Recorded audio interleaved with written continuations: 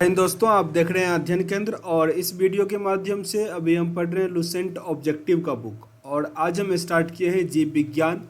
Science में आपका physics already complete हो चुका है। बायोलॉजी पढ़ लेते हैं, फिर हम केमिस्ट्री कवर कर लेंगे।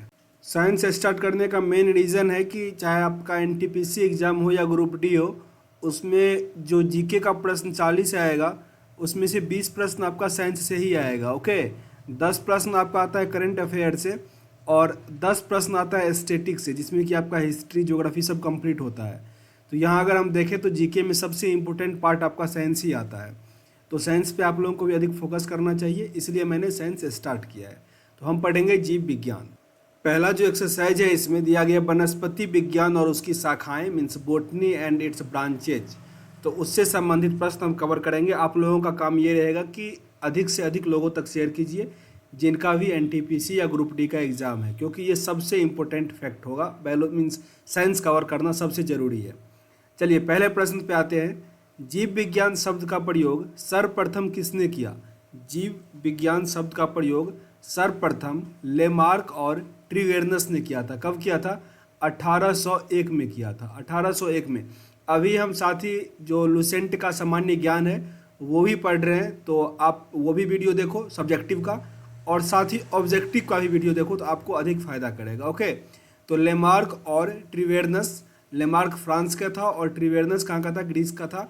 इन लोगों ने जीव विज्ञान मीन्स बायोलॉजी शब्द का प्रयोग किया था। ओके, जीव विज्ञान का जनक मीन्स फादर ऑफ बायोलॉजी किसे कहा जाता है? फादर ऑफ बायोलॉजी होगा अरस्तु। अरस्तु भी ग्रीक का ही था। फादर ऑफ बायोलॉजी कौन है? मीन्स अरस्तु, क्योंकि इन्होंने बायोलॉजी को सबसे पहले क्रमबद्ध तरीके से पढ़ना बताया। इन्होंने मीन्स बायोलॉजी को दो पार्ट में डिवाइड कर दिया, बोटनी और जूलॉजी। अगर प्रश्न आ जाए कि फादर ऑफ जूलॉजी कौन है, तब भी आपका आंसर क्या होगा? अरस्तु ही होगा। आगे प्रश्न पे आते हैं। जंतु विज्ञान मीन्स जियोलॉजी के जनक, सेम प्रश्न आ गया, आंसर क्या बन जाएगा? अरस्तु। याद रखना, जीव विज्ञान के फादर भी अरस्तु और जंतु विज्ञान के भी पिता कौन है? अरस्तु। जल्दी हम एसपीडी का जो बुक है, एसपीडी सामान्य ज्ञान, उसका हम मास्टर वीडियो अपलोड कर देंगे, आप लोग देख लेना। बुक ऑलरेडी कंप्लीट मैंने कर दिया है, बस मास्टर वीडियो, जिसमें एक ही वीडियो में पूरा एक्सरसाइज कंप्लीट हो जाएगा, आपका रिवाइज उसमें हो जाएगा। चौथा प्रश्न दिया गया है। वनस्पति शास्त्र मीन्स बोटनी का जनक किन्हें कहा जाता है? तो बोटनी का जनक होता है थियोफ्रेस्टस। जो एनिमल किंगडम हुआ उसके जनक कौन हो गए? अरस्तु। और जो प्राणी जगत हुआ प्लांट किंगडम, उसके जनक कौन है? थियोफ्रेस्टस। ओवरऑल बायोलॉजी का जनक कौन? तो अरस्तु। अरस्तु का इंग्लिश स्पेलिंग जो होता है ARASTOTLE होता है, ठीक ना।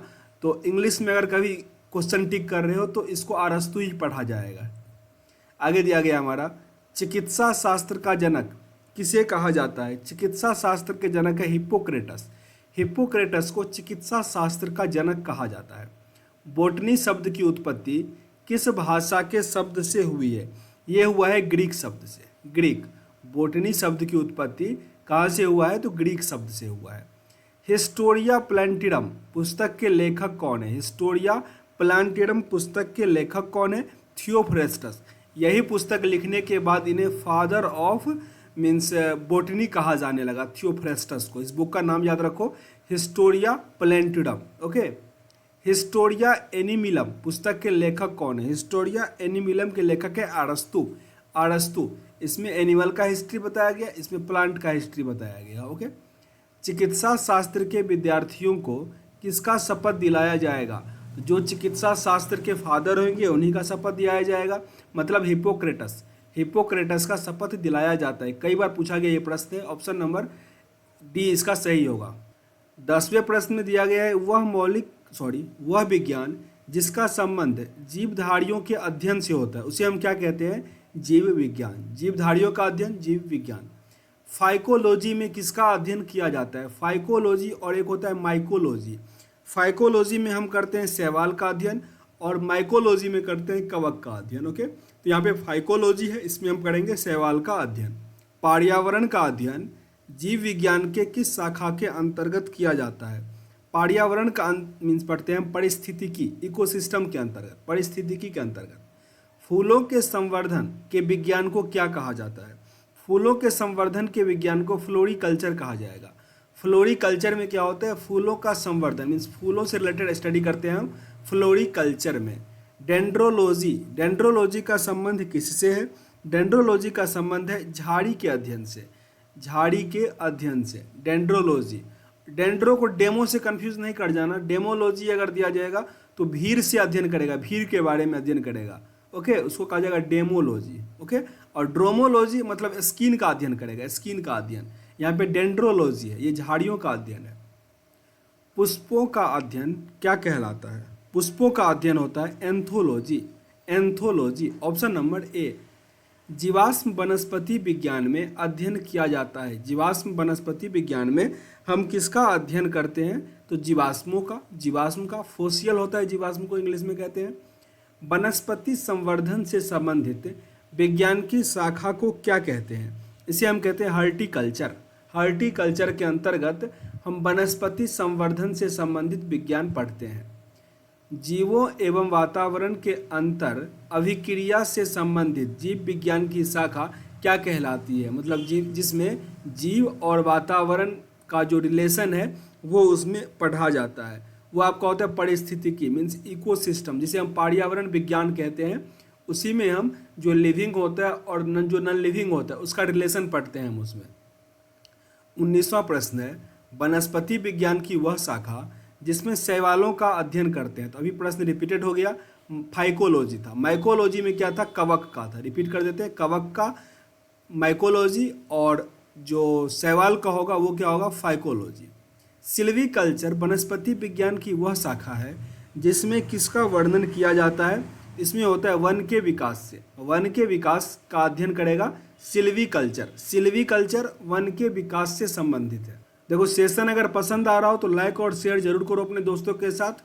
साथ ही हालांकि इस बुक का तो पीडीएफ नहीं मिल पाएगा, पर जब भी मैं कोई पीडीएफ बनाता हूं या फिर कोई इंटरेस्टिंग फोटो हमको लगता है भेजने के लिए तो मैं वो टेलीग्राम पे भेजता हूं, तो जरूर टेलीग्राम ग्रुप ज्वाइन कर लेना, लिंक डिस्क्रिप्शन बॉक्स में है। साथ ही अगर हमसे कोई मैसेज करना हो तो आप हमको इंस्टाग्राम पे मैसेज कर सकते हो, सर्च करोगे टायरलेस कुमार, इस साइड में मैं इसका मीन्स डाल दूंगा, वो सर्च करोगे आपको मिल जाएगा, ओके। आगे दिया गया स्पर्मोलॉजी में किसका अध्ययन किया जाता है, स्पर्मोलॉजी के अंतर्गत हम किसका अध्ययन करते हैं, बीज का, सीड का। ऑप्शन नंबर क्या हो जाएगा, ए। एग्रोएस्ट्रोलॉजी में अध्ययन किया जाता है, एग्रोएस्ट्रोलॉजी में हम करते हैं घासों का अध्ययन, काफ़ी इंपॉर्टेंट है ये, अब बहुत पूछा जाता है, पहले नहीं पूछा जाता था, अब बहुत पूछा जाता है। घासों का अध्ययन क्या होता है, एग्रोएस्ट्रोलॉजी, एग्रोएस्ट्रोलॉजी घासों का अध्ययन, बहुत इंपॉर्टेंट है ये, एग्रोएस्ट्रोलॉजी घासों का अध्ययन। पीडोलॉजी के अध्ययन को क्या कहा जाता है, मीन्स पीडोलॉजी के अंतर्गत हम किसका अध्ययन करते हैं, तो मृदा का, यहाँ पे भूमि लिखा गया है लेकिन याद रखना सॉइल का, मिट्टी का अध्ययन करते हैं हम, मृदा का अध्ययन करते हैं हम पीडोलॉजी के अंतर्गत, ओके। अनुवांशिकता एवं विभिन्नता के बारे में जानकारी देने वाले वनस्पति विज्ञान को क्या कहते हैं, इसे कहा जाता है अनुवांशिकी, टैक्सोनॉमी। टैक्सोनॉमी के फादर कौन है, लिनियस को, ओके। अनुवांशिकता का पिता किन्हें कहा जाता है, लिनियस को, फादर ऑफ टैक्सोनॉमी, लिनियस। पौधे को नाम देने वाला विज्ञान क्या कहलाता है, यही होता है टैक्सोनॉमी के अंतर्गत ही हम पौधे का नामकरण करते हैं, वर्गीकरण करते हैं। तो आंसर अपना यहाँ पे क्या हो जाएगा, वर्गीकी, वर्गीकी। पौधे के नाम देने वाले विज्ञान को हम वर्गीकी कहते हैं और इस प्रोसेस को वर्गीकीकरण कहते हैं। तो ऐसे ऑप्शन पे कभी भी कंफ्यूज ना कर जाना, वर्गीकी क्या होगा, वो विज्ञान कहलाएगा, वर्गीकी विज्ञान, जिसके अंतर्गत हम पौधे का नाम रखते हैं। और वर्गीकीकरण तो हो गया, वो प्रोसेस हो गया, ओके। 26वां प्रश्न है, फलों का अध्ययन क्या कहलाता है, फलों के अध्ययन को हम क्या कहते हैं, pomology, pomology. Option number D यहाँ आपका सही है। परागकणों मीन्स पोलीग्रेन्स जो होता है, इसके अध्ययन को हम क्या कहते हैं, पोलीग्रेन्स के अध्ययन को कहा जाता है पोलिनोलॉजी। देखो ये तो जैसे मान लो दिया गया है पोलिनोग्रेन्स, एक पोलिनेशन एक होता है जिसके अंतर्गत मान लो कोई सीड यहाँ पे है तो वो हवा के थ्रू या पानी के थ्रू या फिर कोई सी और थ्रू से दूसरे जगह उस बीज का जो स्थानांतरित हो जाएगा उसे कहा जाता है पोलिनेशन, स्थानांतरण, ओके। तो यही परागकण जो होता है ना, पोलिनेशन, पॉलीग्रेन मतलब ग्रेन अगर एक जगह से दूसरे जगह जाएगा उसको हम कहेंगे पॉलीग्रेन, तो ये आएगा मीन्स पॉलिनोलॉजी के अंतर्गत। पॉलिनोलॉजी मीन्स ये स्थानांतरण, परागकणों का जो स्थानांतरण होता है उसके बारे में स्टडी करेगा। संसार में पौधे के वितरण का अध्ययन कहलाता है, संसार में पौधे के वितरण के अध्ययन को हम क्या कहते हैं, फाइटोजियोग्राफी, फाइटोजियोग्राफी। सारे प्रश्न इसके इंपॉर्टेंट है, ध्यान से देखना, एग्जाम में पूछे जाते हैं। साग सब्जी उत्पन्न करने वाले पौधे का अध्ययन क्या कहलाता है? साग सब्जी उत्पन्न करने वाले पौधे को हम क्या कहेंगे? उसे कहा जाता है olericulture. Olericulture, option number A. वार्षिक वलय मीन्स एनुअल रिंग का अध्ययन क्या कहलाता है? एनुअल रिंग का अध्ययन कहलाता है डेंड्रोक्रोनोलॉजी। डेंड्रोक्रोनोलॉजी, रिपीट करता हूँ फिर से, डेंड्रोक्रोनोलॉजी। इसके अंतर्गत हम एनुअल रिंग का अध्ययन करते हैं। एनुअल रिंग होता क्या है, इसका यूज क्या है? तो पेड़ पौधे की आयु ज्ञात करने के लिए, पेड़ पौधे का अगर आयु ज्ञात करना होगा तो वो हम आयु ज्ञात करते हैं एनुअल रिंग से, वलय रिंग से। यहाँ पे एज निकालने का 3 प्रोसेस होता है। एक तो हो गया एनुअल रिंग, पेड़ पौधे का आयु। जीवाश्म का आयु मीन्स जिसमें कार्बन की मात्रा है उसको हम निकालते हैं कार्बन डेटिंग से, और जिसमें कार्बन की मात्रा नहीं है, जैसे कोई पत्थर हुआ, उसका हमको एज पता करना होगा, उसमें हम यूरेनियम डेटिंग का प्रयोग करते हैं। तो ये सब आपको याद रखना है। 3 एज मीन्स निकालने का प्रोसेस होता है। तो अभी आपका जो जिक्र था वो था वलय रिंग का, एनुअल रिंग। इसमें हम पेड़ पौधे की आयु ज्ञात करते हैं और इसके अध्ययन को हम डेंड्रोक्रोनोलॉजी कहते हैं। सजावटी वृक्ष और झाड़ियों के संवर्धन से संबंधित अध्ययन को हम क्या कहते हैं? इसे हम कहते हैं arboriculture. Arboriculture, option number C. पौधे की आंतरिक संरचना का अध्ययन क्या कहलाता है? पौधे की आंतरिक संरचना का अध्ययन कहलाता है शारीरिकी। शारीरिकी, ऑप्शन नंबर सी।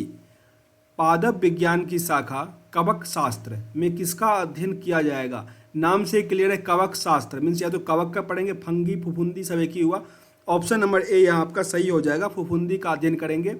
साथ ही कवक होता तो कवक पे टिक करते, फंगी होता तो उस पर भी टिक कर सकते। फंगी का मीन्स इंग्लिश वर्ड हुआ, कभी कभी हिंदी में इसको फंगी लिख देता है, ठीक ना, तो उसको भी टिक कर लेना। आगे 34वां प्रश्न दिया। मैंने ये फंगी क्यों कहा? क्योंकि 2016 का जो MTS का एग्जाम हुआ था उसमें ये प्रश्न आ गया था, हिंदी में फंगी लिख दिया था। तो ऐसे एग्जाम में कंफ्यूज नहीं कर जाना। एग्रो फॉरेस्ट्री है। एग्रो फॉरेस्ट्री क्या है? ये क्या है? कृषि के साथ साथ उसी भूमि पर काष्ठीय बारहमासी वृक्ष लगाना।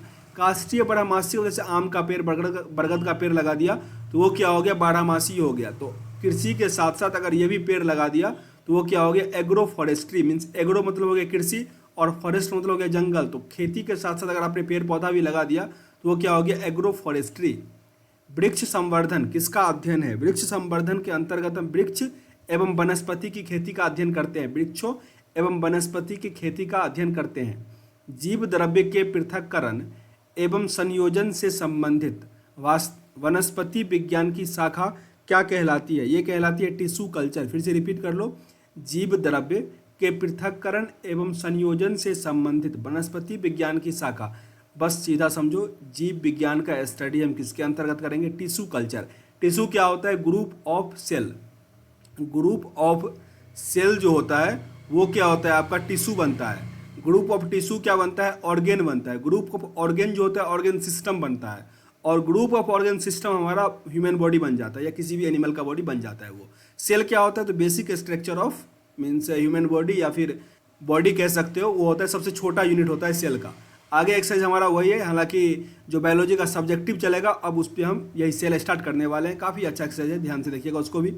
37वां और इस एक्सरसाइज का लास्ट प्रश्न है, निम्नलिखित में से कौन सा सुमेलित नहीं है? तो यहाँ पे एक सुमेलित नहीं है, 3 सही है, तो तीनों को हमको पढ़ना है। सब्जियों की खेती को हॉर्टिकल्चर कहते हैं, ये गलत है, जबकि सही क्या सब है? फूलों की खेती को फ्लोरिकल्चर, फसलों की खेती को एग्रोनॉमी, फसलों की खेती को, और फलों की खेती को पोमोलॉजी कहते हैं।